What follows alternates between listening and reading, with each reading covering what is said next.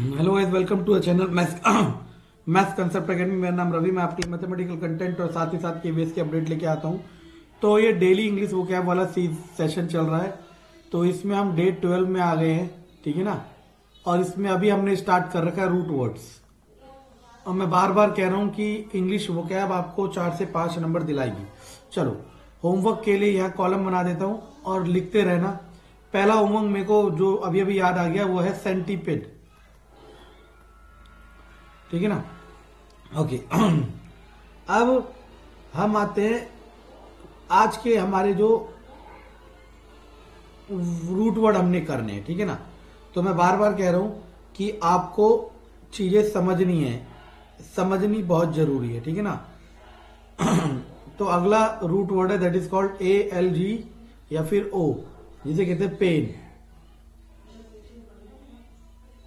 तो पहला root word है इससे न्यूरल्जिया,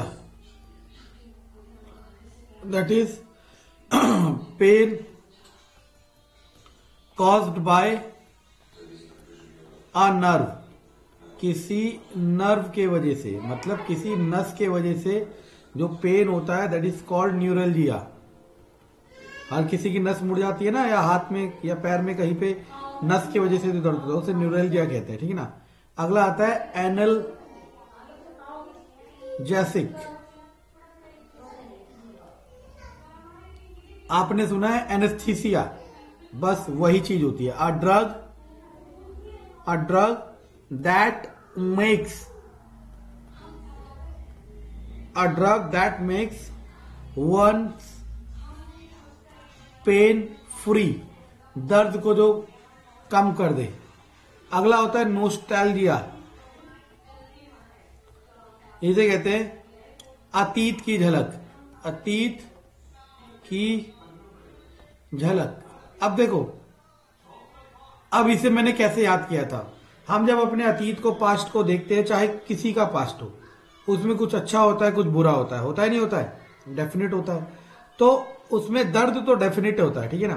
तो इसीलिए मैंने कहा नोस्टैल्जिया मीन्स अपने दर्द को देखना, ठीक है ना।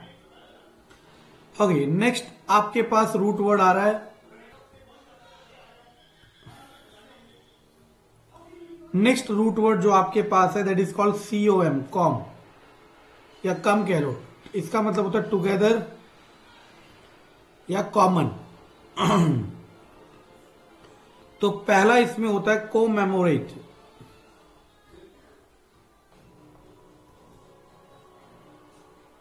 कोमेमोरेट मतलब to memorise together, memorise together, एक साथ याद करना। दूसरा होता है कंपोजिशन। कंपोजिशन मतलब तो पता है ना, संरचना, मिलके बनाना। अगला होता है कम्यून। कम्यून का मतलब होता है एक साथ जीना। लिविंग टुगेदर, ठीक है ना, एक साथ जीना। ओके, नेक्स्ट आपके पास, okay, next root word is ANTHO। एंथ हो सकता है, एंथो हो सकता है। इसका मतलब होता है फ्लावर। तो इसका पहला है पहला CHRYSANTHEMUM, ठीक है ना। ये है नेम ऑफ अ प्लांट। इसे गुलदाउरी का पौधा कहते हैं। मैंने तो यही याद कर लिया था, गुलदाउरी का पौधा, ठीक है ना। अगला आता है अमरनाथ। अमरनाथ नहीं, मैं क्या पढ़ रहा हूं, मेरे दोस्त डालते रहते ना। अमरंथ मतलब नेम ऑफ अ प्लांट। ये भी नेम ऑफ अ प्लांट। और ये कौन सा प्लांट है, इसे कहते हैं अमरस्थ जाति का एक पौधा। ये पौधे के टाइप है। तो ये ऑड वन आउट में आपके पास आ सकते हैं। सोचो, हम पहचान नहीं पाएंगे कि प्लांट के टाइप है, ठीक है ना। अगला आता है एंथोलॉजी। अब देखो लॉजी मतलब था स्टडी, एंथो मतलब समझ आ गया, तो ये हो जाएगा स्टडी ऑफ प्लांट्स। अगला होता है एंथोफोबिया। एंथोफोबिया ये तो बताने की जरूरत नहीं है, फोबिया मतलब फियर, एंथो मतलब ओके ना। यहां से एक और होमवर्क मिल गया, कमेंट में आंसर चाहेंगे। जिसे कहते हैं जैसे जैसे से मीसोफोबिया, सॉरी मीसोफोबिया कह रहा हूं, ओके मीसोगैमिस्ट। अगला है बिब्लियोफोबिया, ठीक है।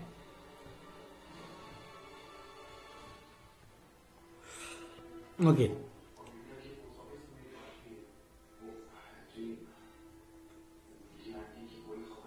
Next Greek word, sorry Greek पता नहीं कहां से आए थे, साइंस बहुत पढ़ी है ना हमने, वहां हमेशा ग्रीक ही होता है।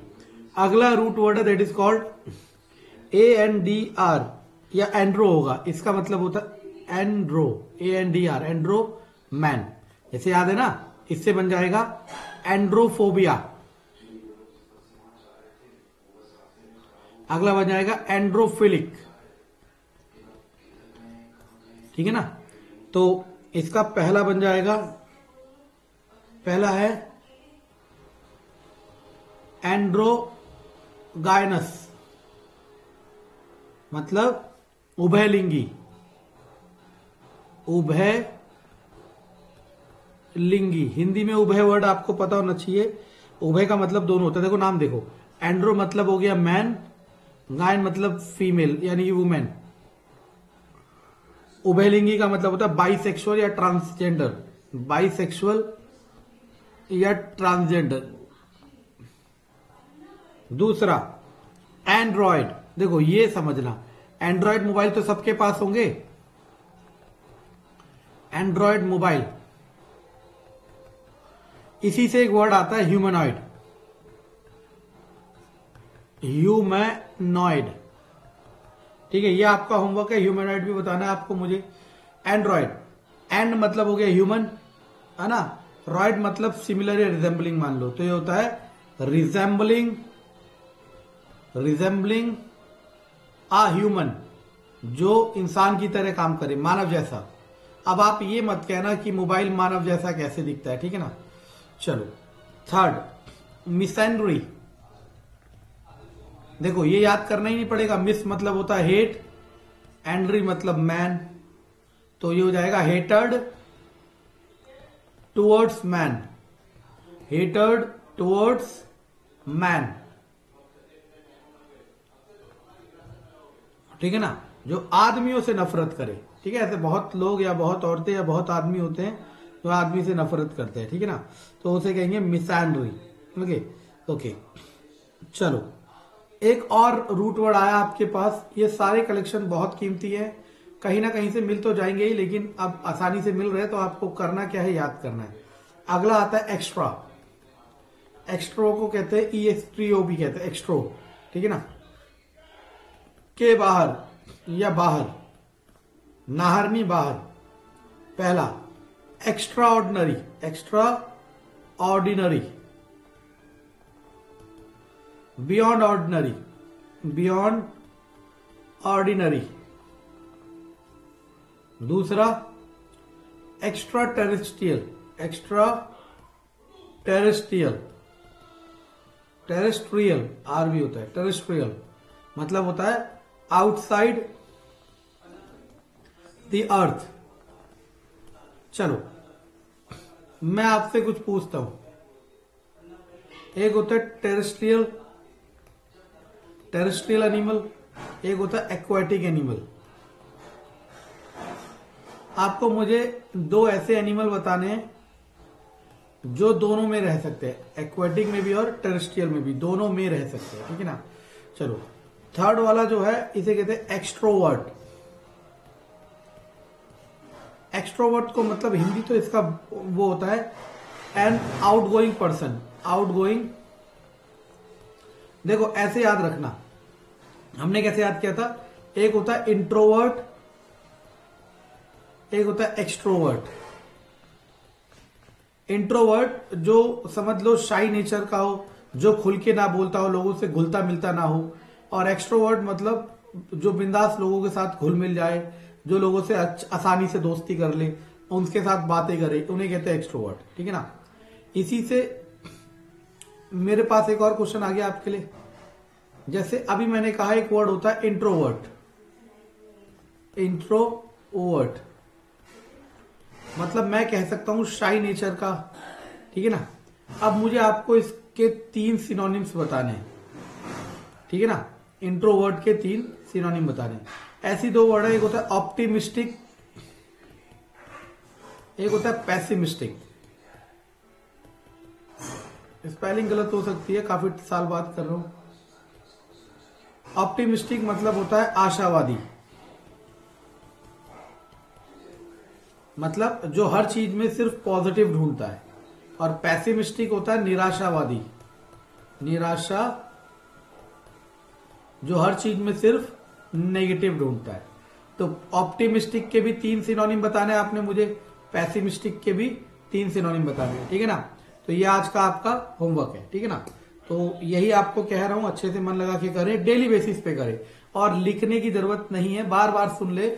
और अगर नेट कम है तो लिख सकते हो। ठीक है ना। सुनने से क्या होता है, एक गाने की तरह हमें याद हो जाता है। देखा ना, लाइफ में बहुत से गाने हैं जो हमने कभी रैंडमली सुने, लेकिन हमें वो याद है। क्यों? क्योंकि हमने उसे बार बार सुना है। पसंद आए तो लाइक, सब्सक्राइब, शेयर जरूर करें। Thank you.